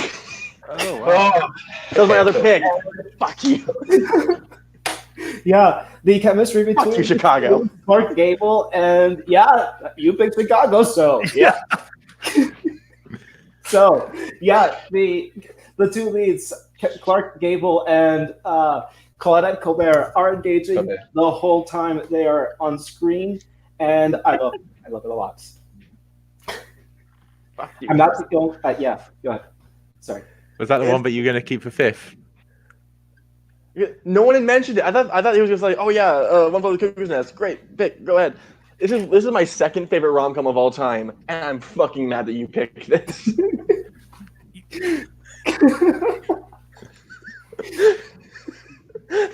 Scully just DM Bowman. Our murder's about to happen. Get over here. Yeah. I'll be honest, I've not watched this one. If you like The Apartment, you'll like this movie, I think. Nice. I'll catch it. It is literally the most. It's the most influential rom-com maybe ever? Question mark. I agree with what Andrew has just said in the chat. Andrew, I'm picking musicals. Be on my fucking side. You're picking the worst ones. Holy shit, I am. That is karma right there. In that case, what fucking good musicals have won Best Picture? I'm not picking fucking Oliver Around the World in 80 Days. It's not fucking trash. I'm just going to point out, Joseph is just picking the biggest names he can. If his fifth one is not How Green Is My Valley, like Santa's one, like Lord of the Kind of King, on the waterfront. It happened one night. Oh no, it's- Tony, you know my fifth pick. I don't. The chat's gonna hate me. Oh. This is why you're not allowed on things anymore. I All right. Anyone else for It Happened One Night? I haven't seen it, so I can't say much. I've seen the movie. Jake hasn't. I haven't seen this one yet. I haven't seen this yet either. It's on my list. Oh, I'll promise I'll watch it this week, and I'll come next week. I'll give a review on it. Jake, you're on the clock. I am at 2% Okay. battery. Nope. It's, Wrong person. this guy. Give me over. Okay, yeah, my last pick, all that, however long ago that was, I was trying to choose between two movies. I picked one. The other one has fallen to me. I'm so glad Spence loves trash. We've been dancing all around talking about all night. My number 19 overall, One Flew Over the Cuckoo's Nest. Yeah. No. I wanted to get one of the big five. This is, yeah, I mean, Nicholson's great in it. Fuller's director is great in it. Or Milos Forman's director is great in it. It is such a great story. Talk about villains, one of the all-time great villains. And yeah, I love this movie. I don't know how you guys let it slip down this far to a number 4 pick, but yeah, great movie. I mean, I was going to take it after you, but you already took that from me. Yeah, One Flew Over the Cuckoo's Nest is great. I love the dynamic between Randall and Nurse Ratched. I think that's just one of those great rivalries. You know, it's I love the scene where he's trying to watch the baseball game, and she's like, "No, it's a pastime. No one's putting their hands up." And oh no, yeah, yeah, you're right. It's the World Series, yeah. I know a little bit. And yeah, no, it's just great. Yeah, everyone's brilliant in the film. Yeah, Louise Fletcher is just so restrained with that. It just makes her such the best counterpart to Jack Nicholson, who's just going full on Nicholson. He's just completely insane in that role. And yeah, I think you want to talk about endings. That is a very downer ending. That's one that like really it just affected me for a couple of hours after it. But it's one that has stood the test of time and is an absolutely incredible film. Yeah. It's overrated. I just wrote down my next pick, and I'm confident no one's going to take it, so let's see what happens. Well, probably not. I mean, knowing Spence, it's probably something that nobody has any idea what we're going to pick, so I don't know. I'll see. Recap of round 4. Well, we got one more pick to go beforehand. Just going to say One Flew Over the Cuckoo's Nest. Out of the two that I've seen of the big five, I would say obviously Silence of the Lambs favorite of all time, so it's the weaker of the two, but it's still a fantastic film. And also, I've heard arguments where Nurse Ratched isn't a true villain, which I find really interesting. Well, that's what's beautiful about the character is that she's so understated, where you could look at her as just someone doing their job, and maybe not very good at it. But that character is just such a perfect character, and that's what makes her the fantastic villain. She's not over the top evil. She may in her head think she's doing the right thing. Yeah, she's justified in her actions. Yeah, in a way. It's like, and you think like Randall's probably the villain as well in some sense. But from a certain point of view, Randall Murphy is evil. That was me trying to make a Star Wars reference. It didn't really go. But I hate sand. there are heroes on both sides. All right. So we come down to the final pick of the 4th round. I've just taken over the show. All right. So Jake, it's your time. I can go at any time. How dare I mean, leaving just halfway through. I would never do that. Well, I'll make sure to charge my phone more next time. I apologize. It's all right, Peggy. I'll leave the discussion after you leave and just see what happens. It's my show. All right, so Jake, it's your final 2 picks. Okay, I was trying to think about this because I was going to legit pick One Flew Over the Cuckoo's Nest, but Kirk stole that, so I'm trying to think of what I should go with next. Pick Wings. I'm going to pick an older film. Okay, so I'm going to go with, let's do this. I'm going to go with, I think adjusted for inflation, the highest grossing film of all time. Very big sensation in 1949. Maybe the lesser of the 2 Victor Fleming films, but I'm going with Gone with the Wind. Yeah. Epic, American Family, Vivian Leigh, Clark Gable, or what has said it. This is one of the most, probably at the time, the most famous film ever made. The whole casting of Vivian Leigh, a British actress, in this role with Scarlett O'Hara, is very. It's just one of those films. That, long, very long. And frankly, my dear Spence, I don't give a damn what you think. What is going on? Peggy's gone crazy, and I think Peggy's trying to. Hello. There we go. He's awake. They're awake now. Gone with the Wind is probably. I think it still is to this date, if you take inflation into account, the highest grossing film of all time. So I think it is too, yeah. Mm-hmm. Like 4 billion or something insane. Because everyone's like, "Ooh, you curse on the big screen. That's so interesting." Whoa. It was 1939, so they didn't really have a. Oh no! That's the actual reason why they vocabulary went to see it. It's really weird, but it's billions of dollars. Fantastic film. I would say it's the 2nd best Victor Fleming film of that year, but Jake just said that. Yeah, I said that. Uh-oh, we're losing everybody. That's all right. We can lose Tony. Oh, We have no host. all right, Kirk, you All can take it. right, Kirk, just you and me. Let's fucking do this. We swapped. okay. There we are. All right, so. But yeah, so Gone with the Wind. Hey, anyone want to say? I haven't seen it yet. It's long, and I hear that it's kind of a slog. So, You can kill me, Kirk. I know you did. I want to see it. In fact, I think it's on demand somewhere right now, and I'm like, I don't have the time to carve out because it's so long. That's one of the reasons that I haven't watched it yet. I mean, it's one of those ones, like, it's on my list, but when am I going to get 4 hours if I don't watch it? So, no opinion thus far.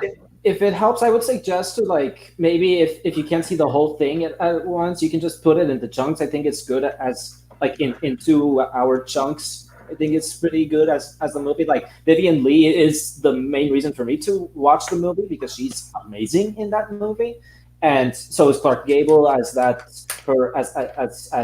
Butler in the movie too. The actors are all great in the movie, and the story, for me at least, it at least flows at a good pace for the movie, despite it being so long. Right. Yeah, it's a pretty decent film. It's done all right for itself. Made it. All right, so just quickly run through what everyone picked for this round before we go to the final rounds, and so we can let Jake think a little bit longer about his pick. I don't need to think longer. I knew I wanted to pick this one, and I was just biding my time. But Perfect. So just go. So I went with Slumdog Millionaire. Adelaide went with We're not going to talk about that one. Joseph went with The Half of One Night.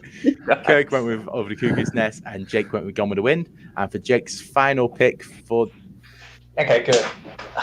All right, so I wanted to pick this one. And this would have been my round 2 pick, but I had a feeling no one was going to pick this one, and I was just like, after choosing Birdman, I need to get some good ones. So I'm going to pick one that is completely for me. This is my 3rd favorite film of all time.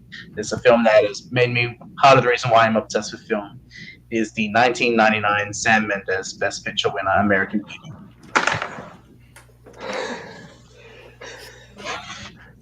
I should have predicted it. Just have your face like that. This is one of the worst picks you could have gotten. Pretty much the 3rd worst pick. I remember watching this as a teenager and just thinking that this is just a gorgeous story. So the film has Kevin Spacey in it, which is definitely not a good turn on for a lot of people as far as an actor and watching films goes. But if you just separate the art from the artist, you can just appreciate this film. The story is trying to tell about how people lose meaning in life and how they try to find the inner beauty, the beauty in life, and it's like what is the meaning of life? What do we do for our existence? And this film just tells about like this group of people in this suburban house and their own views of perfection and beauty. And I just it's a very easy film to relate to. And I feel I love the relationships with Jane and Ricky, who's the crazy videotape guy who has found beauty already and is trying to show Jane what's better in life. The plastic bag scene, I think, is just an incredible scene. Yeah, this is a film that a lot of people have called me pretentious over and just you choose this film. I think if you just watch the film and appreciate what it's trying to do, you'll find something there that you would usually not. And I love the music. It's probably my favorite score of all time. I love Thomas Newman, American Beauty score. It should have won the original score Oscar. Brilliantly directed. Conrad Overhaul's cinematography, I think, is impeccable. It's his best shot film. Actually, no, Road to Perdition maybe, but I think it's also a great screenplay, and there's just so much detail in that film that I just appreciate and love. It is a film that I have not yet been able to go back to because of the whole Kevin Spacey controversy, but when I do get back to it, I think it will still stay in my mind as one of my favorites. Okay, so Jake, here I'll give you this. It used to be in my top 10 of all time. I loved it when I first saw it when I was I think I was 16. Again, being someone who can't separate art from the artist very well, it's really rough. It's like the entire predication of the film is like, oh, what if he's gay? And also, let's sleep with an underage girl. And he doesn't go with it at the end. He realizes that his finding of beauty is not in her; it's in his family. Yeah. At the end of the film, I understand that. I think Kevin Spacey is by far the worst part of it. I think Annette Bening is absolutely brilliant. She's great. I think Wes Bentley is amazing. Chris Cooper is quietly just incredible. I think the film has a lot of elements. But again, when you take Kevin Spacey into account of it, at least for my personal perspective on it, it makes the movie almost unwatchable. It needs I'm not sure if any of you watch BoJack Horseman to make a joke hey, let's make the Cosby Show, but here, cut out everything referencing Cosby. I think if you take American Beauty and cut out everything related to Kevin Spacey, it's a brilliant piece of film, including the score, cinematography, everything. It's also going to be 8 minutes long. Yeah, I was about to say he kind of missed. Going to say it's hard. I agree, Matt. Out that year, American Beauty probably is my 3rd favorite film that was nominated. You got Sixth Sense, Green Mile, but it's such a great film as well. And Mendes' directorial debut as well. And fun fact, if he wins the Oscar for 1917 for Best Picture, that'll be the longest the director's gone for wins. Yeah, I was not aware of that. I read it. I think it's a good movie. I agree with Spence to a point where it is very much, taking Spacey out of account, is very much a movie of its time. But there's still a lot of good things in it. Chris Cooper's great in it. Annette Bening's great in it. There's a lot of good things to pull from this movie. It wasn't going to make my top 5, but I mean, it's not a horrible. I mean, there definitely have been worse picks tonight. I'm assuming that was American Beauty. American Beauty. Yeah. Yes. Oh, okay. All right. All right, so that was Jake's last pick. So we'll move on to Mr. Kirk Kowalkowski. Oh man, you guys have Kirk, left me Kirk, with take it. way Fucking take it. way too Come many on, good Kirk. way too many good movies. I'm going to mute Spence for this. Thank you. Can we go back and his Yeah. last pick and retroactively mute that? What we're going to do is we're going to recut this, but we're going to remove every bit that Adelaide says. What do I want to take here? I'll take this I because thought there were so many good picks. What's going on? yeah, that's what I'm saying. I can't narrow it down. I'm going to go with In the Heat of the Night for my last pick. Damn it. Nice. This is another movie that I've probably the last couple of years I've watched for the first time, and I've really been getting into Sidney Poitier's filmography, really appreciating him as an actor. This is just a great movie. Sidney Poitier, when you put him in these movies of that time, dealing with those racism issues, he handles that so well in his performances. With this, and I kind of mash this together, very different movies, but Guess Who's Coming to Dinner, the way he performs his just how he internalizes what he's going through, and then how he expresses that through the character. It's very understated. And again, I can't remember the name of the guy who won. He won Best Actor. Tiger. Rob Steiger, and just the depth and the nuance of that character very easily could have just been over the top, but allowing him to have his arc and do what he does in that, it's just a fantastic movie, just such a great story with two really, really good performances. So I think that's a really good way to round out my list. This is a good film. I really do like that character, Rob Steiger. I think he does a really good job. It's great because it's one of those characters where he starts off completely racist, and then as he works with Poitier, it just slowly becomes more and more realization kicked in. And I just love that last scene at the train station. I just think that's such a great. Just shows how the friendship kind of that has, but there is not really a friendship, but the respect between both characters. I think it's really cool. That just made me smile when I say that scene. The second movie mentioned today that I have not seen yet. The 15th movie that's been mentioned today. That's right. Wait, Kirk, I gotta know. Why didn't you pick the meme? What's the meme? Green Book. Come on. Don't you want to pick your favorite film from 2018? 2018. I don't know why you're putting that on me, Chicago. Yeah, don't put that Even if I did pick that, I'm still not the guy who picked Chicago. So also, in no universe is Chicago worse than Green Book. There's many universes. Yeah. Ooh, bullshit. That is bullshit. I think that's actually a good argument. Okay. Well, let's move forward before we end up with evil messages. Okay, so Joseph, your last pick.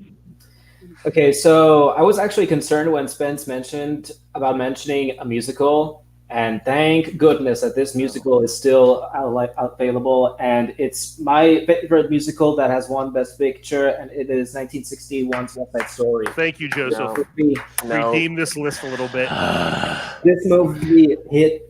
Okay, so I saw this movie when I was way too young, and I didn't like it because I thought it was depressing and sad. Where's the happy ending? I didn't realize what the message was. And then when I saw it as an adult, it just made me so emotional about it, how its message and it's portrayed, and how the Romeo and Juliet story is being put in this setting between these two gangs is just this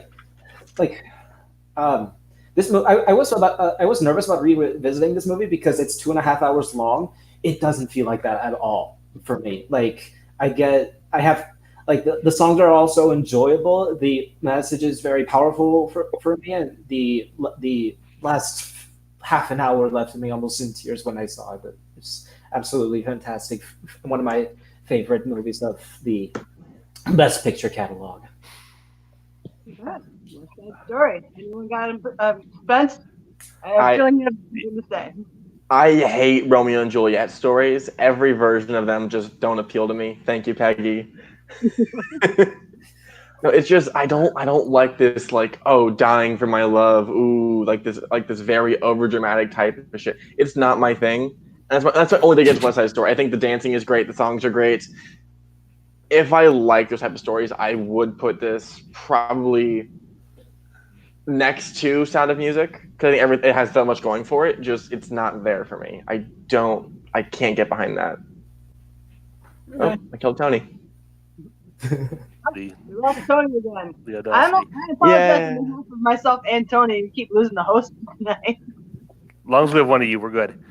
I really like this movie. I'm not the biggest musical guy.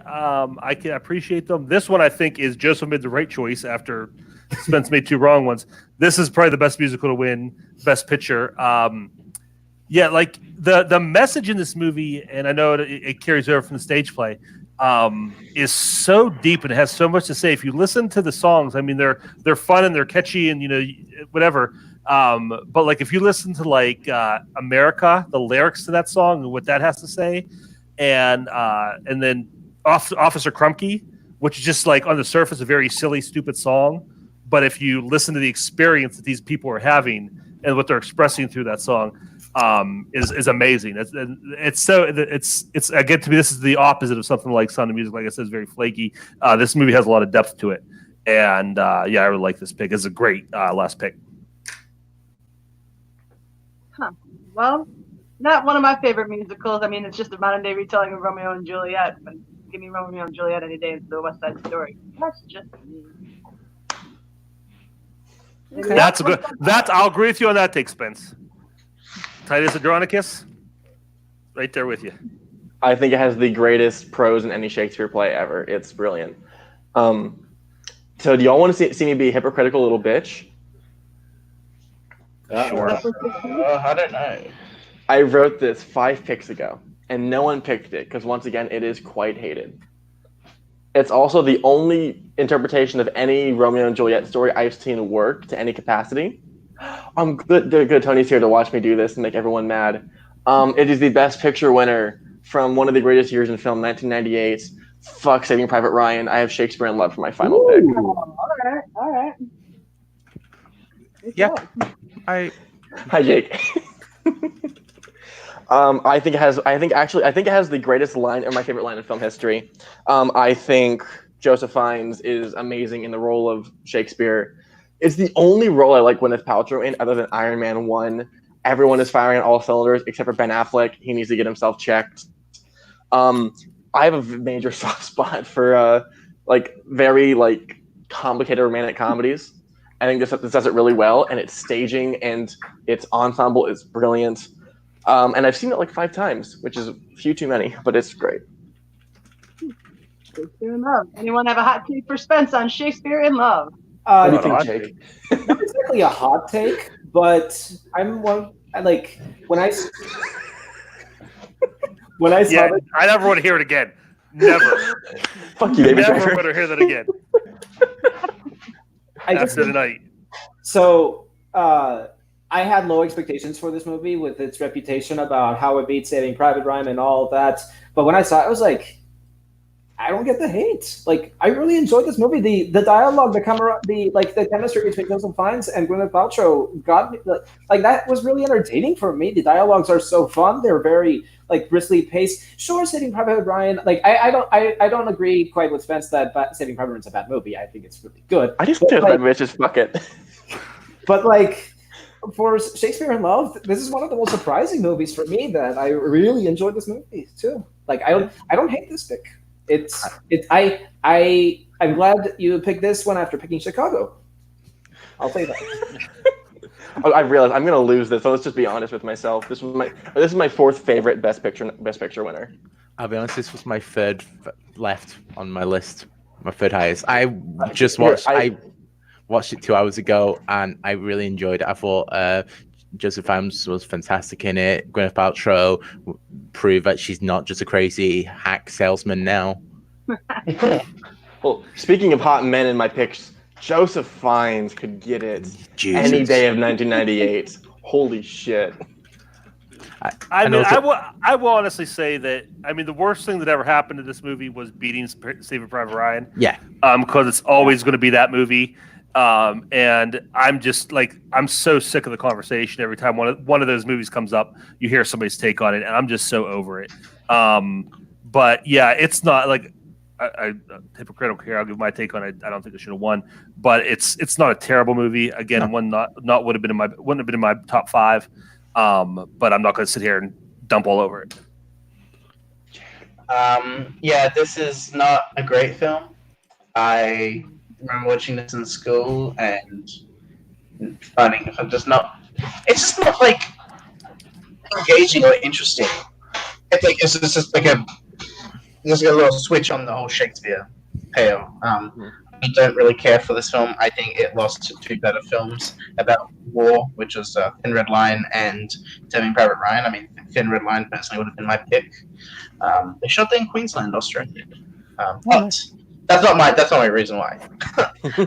but no, Shakespeare is just it's a non-film. It has everything set up to be a Best Picture winner. The period setting, production, costume designs, all that sort of stuff. The actors and all who were in the film, like Gwyneth Paltrow and Judi Dench. Judi Dench won an Oscar, and she's 10 minutes of the film. Yeah, she did not They deserve the tried Oscar. to redeem her after not giving it to her for Mrs. Brown, I think it's called. Yeah. The previous year.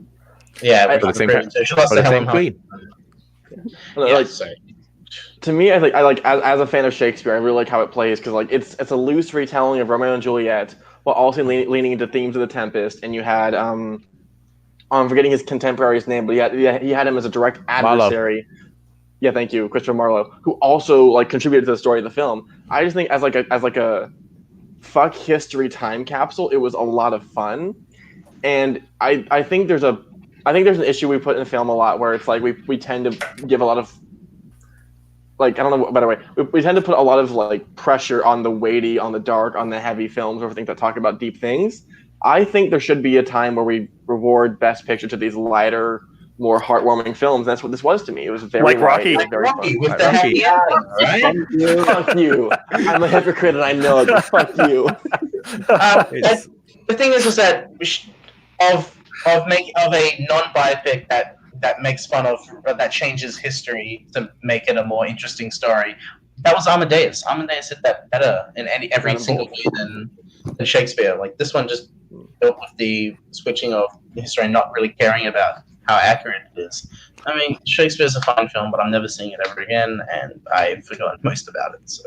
It did not have Doc Martin in it, so it automatically loses. Well, Affleck might have been the bomb in Phantom, but he was the one who pulled me out of it. He's not the bomb in Shakespeare. No, he's not. Right. He's just too funny. Okay. I got 2. I know both of them are going to be controversial. I think you only got 1, right? This is the last pick. No, it's my last pick, but I got 2 in my mind. Oh, okay. Driving Miss Daisy. No, I'm not driving Miss Daisy. All right. So I'll tell you the one that I was thinking of, but I'm not going to go with is Forrest Gump. Thank you. But the I'm one happy. The one I'm going to go for is worse. It is worse. I'll be honest. Oh, it's one of those films that it captivated an audience in such a period of time. It was such a milestone of cinema. It's so incredibly done. It's a fantastic romance film. It's fantastic, just disaster film as well. And it was until recently a great. No, it's Scully of all time. Yeah. I'm just gonna pull that up and ready for him. I gotta go Titanic. No, you don't. You absolutely do not have to. You do not have to. I can carry that one, but then I'm a girl, so hey, I saw it in the theater about 20 times. It's just lovely, and it's just it works so well. The romance is great in it. The drama and the disaster, the scenes of the boat crashing is fantastic. I need to go get a drink because I got a lot to say about this. Just 2 quick things. So I'll just go real quickly. 2 quick Go. things. One, you didn't you have Slumdog Millionaire on your list, Tony? I did. Okay, because it's not in the caption there. Oh, thank you. Ooh. And I've been secondly, kicked out like 4 times. I still haven't seen it, so I'm not going to say anything until I see it. And you guys ain't gonna do some sense. Before Kirk comes out, I will say I was not expecting you to pick this one, but I will say I think this is a good film. I think this is actually a really good film. I don't care what you say. No, this is my time to speak. You can speak after, but I will say that I'm with Tony on this one. It is actually a well-made film, production design, costumes, cinematography, the technical achievement and the visual effects and everything that I had to do to make the Titanic sink. I think it's incredible. Story is another thing. It's a little dumb. It's a little shit, but everything you feel, you feel for Jack and Rose throughout the entire film. You know, there are scenes that I feel dedicate so much to building their relationship. I'm sorry, Kirk, I'll let you speak. Just either have this one and before you go crazy, because I think it's going to be very interesting to watch. I think this is a well-made film, and I think that ending kind of left me depressed for like an hour, for like a day, because it was just like, holy shit.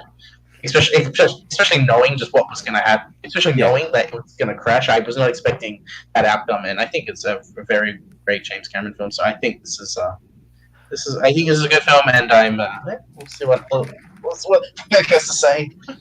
I'll go. Did everybody else talk? I'll go last. Oh, okay, great. This is my second most hated film of all time. I fucking despise it. I feel like this sort of like recontextualizes this like a Romeo and Juliet arc of a story, so I'm obligated to hate it. I'll agree with Jake. Costume design is great. Special effects are revolutionary. Yeah. James Cameron doesn't do a bad job of directing, like the hand on the smoky whatever windshield. Great. If your film, especially when I was watching it with my parents, if you're rooting for your two leads to fucking die, that's a bad movie. I wanted Jack to die. I wanted Rose to die. They're little fucking bitches. They're so annoying. They're so kind of like, oh, I'm a teen and I'm in love. The whole world only matters because I'm fucking this one dude. I hate it. I fucking hate every second of this 3-hour maudlin, pretentious, boring-ass fucking film. I'm sorry, you chose Shakespeare in Love, and now you're having to go at this like a young woman like in love, like the world revolves around her. Because those leads are likable. They do fun things, except I can't believe he's interested in me. A rich white woman who is one of the most attractive people on the planet. He's so special. Fuck the rules. Fuck my money. I'm gonna fuck him in a car. This is the type of filmmaking. This is the type of story. This is film. You know, what are you expecting? Something realistic? Like this is the Titanic. I want something good. Like you have hundreds of people. Like you actually have a shot. You have a shot in the film where they're going through the ship and showing all the different families how they're reacting to it. That's brilliant. That should have been the whole fucking movie. Show these other people how they're reacting. Not these unlikable children. That movie exists. It's a Poseidon Adventure. If you want a movie like that, go to watch Poseidon Adventure. But Titanic does what Poseidon Adventure does. Tony, makes it better. Please put Jay's last comment deserves to be on screen. That one, yeah. I'm passionate. I understood that reference. Before we let Kirk speak, I'm just want to pull this one up. You're welcome, Scully. So I'm just going to get in the fetal position and get ready. Joseph, did you talk yet? Yeah, I haven't seen it, so I won't talk about it. Okay, God bless you. You're a lucky man.